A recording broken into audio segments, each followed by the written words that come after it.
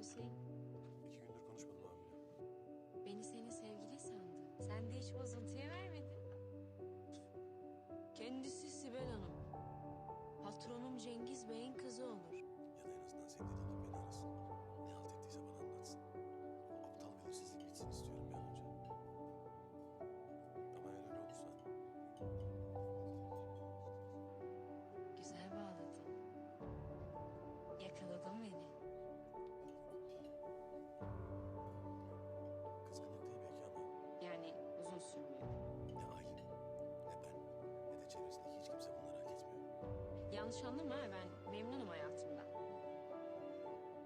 Ben biliyorum sonuçta babamı bu işleri.